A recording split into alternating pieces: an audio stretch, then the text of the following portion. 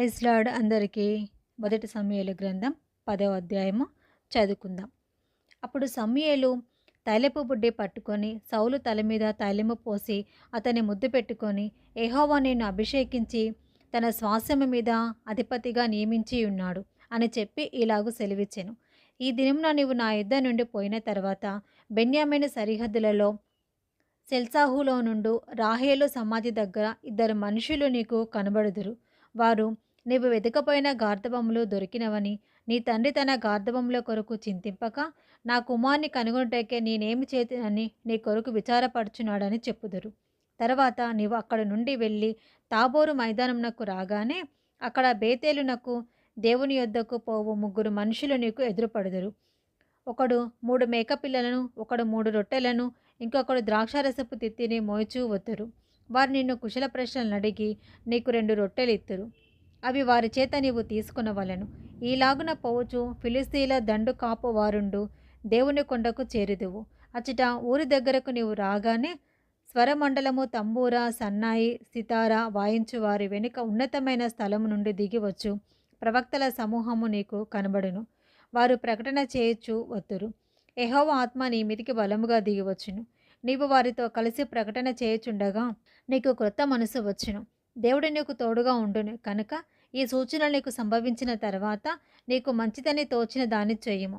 నాకంటే ముందు నీవు గిల్గాలుకు వెళ్ళగా దహన బలులను సమాధాన బలులను అర్పించుటకే నేను నీ యొద్దకు దిగి వత్తును. నేను నీ యొద్దకు వచ్చి నీవు చేయవలసిన దానిని నీకు తెలియచే వరకు 7 దినముల పాటు నీ వచ్చట నిలువవలెను. అతడు సమూయేలు నొద్ద నుండి వెళ్ళిపోవుటకై తిరగగా దేవుడు అతనికి కొత్త మనసును అనుగ్రహించెను. ఆ దినముననే ఆ సూచనలు కనబడెను. వారు కొండ దగ్గరకు వచ్చినప్పుడు ప్రవక్తల సమూహము అతనికి ఎదురుపడగా దేవుని ఆత్మ బలముగా అతని మీదికి వచ్చెను. అతడు వారి మధ్య నుండి ప్రకటన చేయుచుండెను. పూర్వము అతను ఎరిగిన వారందరూ అతడు ప్రవక్తలతో కూడా నుండి ప్రకటించుట చూచి, కీషు కుమారునికి సంభవించినదేమిటి? సౌలును ప్రవక్తలలో ఉన్నాడా అని ఒకనితో ఒకడు చెప్పుకొనగా, ఆ స్థలమందుండు ఒకడు వారి తండ్రి ఎవడని అడిగాను. అందుకు సౌలును ప్రవక్తలలో నున్నాడా అను సామెత పుట్టెను. అంతటా అతడు ప్రకటించుట చాలించి ఉన్నత స్థలమునకు వచ్చెను. సౌలు యొక్క పినతండ్రి అతనిని అతని పనివానిని చూచి, మీరిద్దరూ ఎక్కడికి పోతురని అడగగా అతడు, గార్ధబములను వెతకపోతిమి, అవి కనబడకపోగా సమూయేలు నొద్దకు పోతిమని చెప్పినప్పుడు సౌలు పినతండ్రి, సమూయేలు నీతో చెప్పిన సంగతి నాతో చెప్పుమని అతనితో అనగా, సౌలు గార్ధబములు దొరికినవని అతడు చెప్పెనని తన పినతండ్రితో అనెను. కానీ రాజ్యమును గూర్చి సమూయేలు చెప్పిన మాటను తెలుపలేదు. తర్వాత సమూయేలు మిస్పాకు యెహోవా యుద్ధకు జనులను పిలువనప్పించి ఇశ్రాయేలుతో ఇట్లనెను, ఇశ్రాయేళ్ల దేవుడైన యెహోవా ఇలాగు సెలవిచ్చుచున్నాడు, నేను ఇశ్రాయేలైన మిమ్మును ఐగుప్తు దేశంలో నుండి రప్పించి దాసుల వశములో నుండి మిమ్మును బాధ పెట్టిన జనములన్నిటి వశములో నుండి విడిపించి తిని, అయినను మీ దుర్దశలన్నిటి ఉపద్రవములన్నిటినీ పోగొట్టి మిమ్మల్ని రక్షించిన మీ దేవుని మీరిప్పుడు విసర్జించి మా మీద ఒకని రాజుగా నియమింపమని ఆయనను అడిగి ఉన్నారు. కాబట్టి ఇప్పుడు మీ గోత్రముల చొప్పునను మీ కుటుంబముల చొప్పునను మీరు యెహోవా సన్నిధిని హాజరు కావాలను. ఇశ్రాయేలు గోత్రములన్నిటినీ సమూయేలు సమకూర్చగా బెన్యామీను గోత్రము ఏర్పడెను. బెన్యామీను గోత్రమును వారి ఇంటి కూటముల ప్రకారము అతడు సమకూర్చగా మత్రి ఇంటి కూటము ఏర్పడెను. తర్వాత కీషు కుమారుడైన సౌలు ఏర్పడెను. అయితే జనులు అతని వెతికినప్పుడు అతడు కనబడలేదు. కావున వారు, ఇక్కడికి ఇంకొక మనుషుడు రావాల్సి ఉన్నదా అని యెహోవా యొద్ద విచారణ చేయగా, యెహోవా ఇదిగో అతడు సామానులో దాగి ఉన్నాడని సెలవిచ్చెను. వారు పరిగెత్తుకుపోయి అక్కడ నుండి అతని తోడుకొని వచ్చిరి. అతడు జనసమూహంలో నిలిచినప్పుడు భుజములు మొదలుకొని పైకి ఇతరుల కంటే ఎత్తుగలవాడుగా కనబడెను. అప్పుడు సమూయేలు జనులందరిలో యెహోవా ఏర్పరచిన వానిని మీరు చూచితిరా?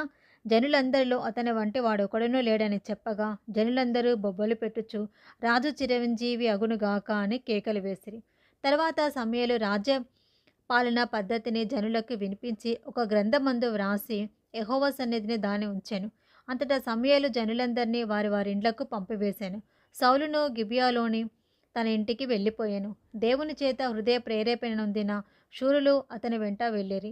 పనికిమాలిన వారు కొందరు, ఈ మనుషుడు మనలను ఎలాగూ రక్షింపగలడని చెప్పుకొనుచు అతనిని నిర్లక్ష్యంగా చేసి అతనికి కానుకలు తీసుకొని రాకుండగా అతడు చెవిటివాడైనట్టుగా ఊరకుండెను. మొదటి సమూయేలు గ్రంథం 11వ అధ్యాయము. అమ్మోనీయుడైన నాహాషు బయలుదేరి యాబేష్గిలాదుకు ఎదురుగా దిగినప్పుడు యాబేషు వారందరూ, మేము నీకు సేవ చేయదము, మాతో నిబంధన చేయమని నాహాషుతో అనిరి. ఇశ్రాయేలందరి మీదికి నింద తెచ్చినట్లు మీ అందరి కుడికన్నులను ఊడదీయునని మీతో నేను నిబంధన చేసేదనని అమ్మోనీయుడైన నాహాషు యాబేషు వారి పెద్దలతో చెప్పగా, వారు, మేము ఇశ్రాయేల సరిహద్దులన్నిటికీ దూతలను పంపుటకే 7 దినముల గడువు మాకిమ్ము. మమ్మను రక్షించుటకు ఎవరినో లేకపోయినడలా మమ్మను మేము నీకు అప్పగించుకునేదమనిరి. దూతలు సౌలు గిబియాకు వచ్చి జనులకు ఆ వర్తమానం తెలియచెప్పగా జనులందరూ బిగ్గరగా ఏడ్చిరి. సౌలు పొలము నుండి పశువులను తోలుకొని వచ్చుచు జనులు ఏడ్చుటకు హేతువేమని అడగగా వారు యాబేషు వారు తెచ్చిన వర్తమానము అతనికి తెలియచేసిరి. సౌలు ఆ వర్తమానం వినగానే దేవుని ఆత్మ అతని మీదికి బలముగా వచ్చెను. అతడు అత్యాగ్రహుడై ఒక కాడి ఎడ్లను తీసి తునుకలుగా చేసి ఇశ్రాయేలు దేశంలోని నలుదిక్కులకు దూతల చేత వాటిని పంపి సౌలుతోనూ సమూయేలుతోనూ చేరకుండు వాడెవడో వాని ఎడ్లను నేను ఈ ప్రకారముగా చేయుదునని వర్తమానం చేసెను. అందువలన యెహోవా భయము జనుల మీదికి వచ్చెను కనుక ఎవడైనను నిలవకుండా వారందరూ వచ్చిరి. అతడు బేజేకులో వారిని లెక్కపెట్టగా ఇశ్రాయేలు వారు 3,00,000 మందియు యూదావారు 30,000 మందియు అయిరి. అప్పుడు రేపు మధ్యాహ్నంలోగా మీకు రక్షణ కలుగునని యాబేష్గిలాదు వారితో చెప్పుడని వచ్చిన దూతలతో ఆజ్ఞ ఇచ్చి వారిని పంపివేశాను. దూతలు పోయి యాబేషు వారికి ఆ వర్తమానం తెలుపగా వారు సంతోషపడిరి. కాబట్టి యాబేషు వారు నాహాషు యొక్క దూతలతో ఇట్లా అనిరి, రేపు మేము బయలుదేరి మమ్మును అప్పగించుకుందుము. అప్పుడు మీ దృష్టికి ఏది అనుకూలమో అది మాకు చేయవచ్చును. మరునాడు సౌలు జనులను 3 సమూహములుగా చేసిన తర్వాత వారు తెల్లవారు సమయమున దండు మధ్యను చొచ్చి మధ్యాహ్నంలోగా అమ్మోనీయులను హతము చేయగా వారిలో మిగిలిన వారు ఇద్దరేసి కూడి పోజాలకుండా చెదరి పోయిరి. జనులు సౌలు మనలను ఏలునా అని అడిగిన వారేరి, మేము వారిని చంపునట్లు ఆ మనుషులను తెప్పించుడని సమూయేలుతో అనగా సౌలు, నేడు యెహోవా ఇశ్రాయేలుకు రక్షణ కలుగజేశాను కనుక ఈ దినమున ఏ మనిషిని మీరు చంపవద్దు అనెను. మనము గిల్గాలునకు వెళ్ళి రాజ్య పరిపాలన పద్ధతిని మరలా స్థాపించుకుందాము రండని చెప్పి సమూయేలు జనులను పిలువగా జనులందరూ గిల్గాలునకు వచ్చి గిల్గాలులో యెహోవా సన్నిధిని దహనబలులను అర్పించి యెహోవా సన్నిధిని సౌలునకు పట్టాభిషేకం చేసిరి. సౌలును ఇశ్రాయేలందరూ అక్కడ బహుగా సంతోషించిరి. మొదటి సమూయేలు గ్రంథం 12వ అధ్యాయం. అప్పుడు సమూయేలు ఇశ్రాయేలందరితో ఇట్లా నేను, ఆలకించుడి, మీరు నాతో చెప్పిన మాటను అంగీకరించి మీ మీద ఒకరిని రాజుగా నియమించి ఉన్నాను. రాజు మీ కార్యములను జరిగించును. నేను తలనెరిసిన ముసలివాడను, నా కుమారులు మీ మధ్యనున్నారు. బాల్యం నాటి నుండి నేటి వరకు నేను మీ కార్యములను జరిగించుచూ వచ్చి తిని, ఇదిగో నేనున్నాను. నేను ఎవని ఎద్దునైనా తీసుకుంటున్నా, ఎవని గార్ధబంనైనా పట్టుకుంటున్నా, ఎవనికైనా అన్యాయం చేసి తినా, ఎవరినైనా బాధ పెట్టి తినా, న్యాయం నాకు అగపడకుండా ఎవని యొద్దనైనా లంచము పుచ్చుకుంటున్నా, అలాగు చేసినడల యెహోవా సన్నిధిని ఆయన అభిషేకం చేయించిన వానెదుటను వాడు నా మీద సాక్ష్యము పలుకవలెను. అప్పుడు నేను మెదుట దానిని మరలా మీకిత్తునలేను. నీవు మాకు ఏ అన్యాయమైనను ఏ బాధ అయినను చేయలేదు, ఏ మనిషిని వద్ద గాని నీవు దేనినైనను తీసుకునలేదని వారు చెప్పగా అతడు, అట్టిది నా యొద్ద ఏదియూ మీకు దొరకదని యెహోవాయును ఆయన అభిషేకము చేయించిన వాడును ఈ దినమున మీ మీద సాక్షులై ఉన్నారు అని చెప్పినప్పుడు సాక్షులే అని వారు ప్రత్యుత్తరం ఇచ్చిరి. మరియు సమూయేలు జనులతో ఇట్లా నేను, మోషేను అహరోనును నిర్ణయించి మీ పితరులను ఐగుప్తు దేశంలో నుండి రప్పించిన వాడు యెహోవాయే కదా. కాబట్టి యెహోవా మీకును మీ పితరులకును చేసిన నీతి కార్యములను బట్టి యెహోవా సన్నిధిని నేను మీతో వాదించినట్లు మీరు ఇక్కడ నిలిచి ఉండుడి. యాకోబు ఐగుప్తునకు వచ్చిన పిమ్మట మీ పితరులు యెహోవాకు మొరపెట్టగా ఆయన మోషే అహరోనులను పంపినందున వారు మీ పితరులను ఐగుప్తులో నుండి తోడుకొని వచ్చి ఈ స్థలమందు నివసింపచేసిరి. అయితే వారు తమ దేవుడైన యెహోవాను మరచినప్పుడు ఆయన వారిని హాసోరు యొక్క సేనాధిపతి అయిన సిసెరా చేతికిని, ఫిలిస్తీన్ల చేతికిని, మోయాబు రాజు చేతికిని అమ్మివేయగా వారు ఇశ్రాయేలుతో యుద్ధము చేసిరి. అంతటా వారు, మేము యెహోవాను విసర్జించి బయలుదేవతలను అష్టారోతు దేవతలను పూజించినందున పాపము చేసితిమి. మా శత్రువుల చేతుల నుండి నీవు మమ్ము విడిపించినడలా మేము నిన్ను సేవించదమని యెహోవాకు మొరపెట్టగా యెహోవా యెరుబ్బయలును, బెదానును, యెఫ్తానును, సమూయేలును పంపి నలుదిశల నుండి మీ శత్రువుల చేతుల నుండి మిమ్మల్ని విడిపించినందున మీరు నిర్భయముగా కాపురము చేయుచున్నారు. అయితే అమ్మోనీల రాజైన నాహాషు మీ మీదికి వచ్చుట మీరు చూడగానే మీ దేవుడైన యెహోవా మీకు రాజై ఉన్నను. ఆయన కాదు, ఒక రాజు మిమ్మును ఏలవలెనని మీరు నాతో చెప్పితిరి. కాబట్టి మీరు కోరి ఏర్పరచుకొనిన రాజు ఇతడే. యెహోవా ఇతనిని మీ మీద రాజుగా నిర్ణయించి ఉన్నాడు. మీరు యెహోవా యందు భయభక్తులు కలిగి ఆయన మాటను విని ఆయనను సేవించి ఆయన ఆజ్ఞను భంగం చేయక మీరును మిమ్మును ఏలు రాజును మీ దేవుడైన యెహోవాను అనుసరించినడలా మీకు క్షేమం కలుగును. అయితే యెహోవా మాట వినక ఆయన ఆజ్ఞను భంగము చేసినడలా యెహోవా హస్తము మీ పితరులకు విరోధముగా నుండినట్లు మీకును విరోధముగా ఉండును. మీరు నిలిచి చూచుచుండగా యెహోవా జరిగించి ఈ గొప్ప కార్యమును కనిపెట్టుడి. గోధుమ కాలము ఇదే కదా.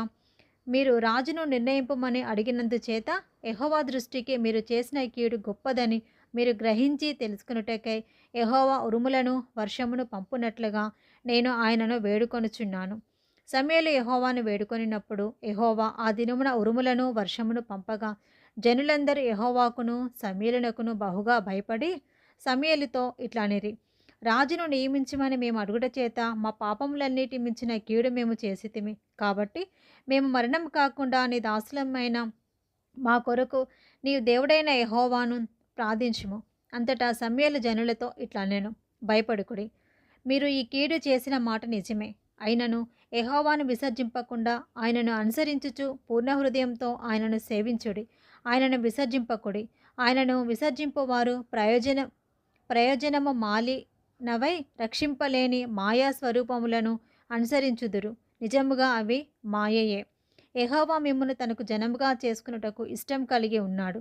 తన ఘనమైన నామము నిమిత్తము తన జనులను ఆయన విడనాడడు. నా మట్టుకు నేను మీ నిమిత్తము ప్రార్థన చేయుట మానుట వలన యెహోవాకు విరోధముగా పాపము చేసిన వాడనగుదును. అది నాకు దూరమవును గాక. కానీ శ్రేష్టమైన చక్కని మార్గమును మీకు బోధింతును.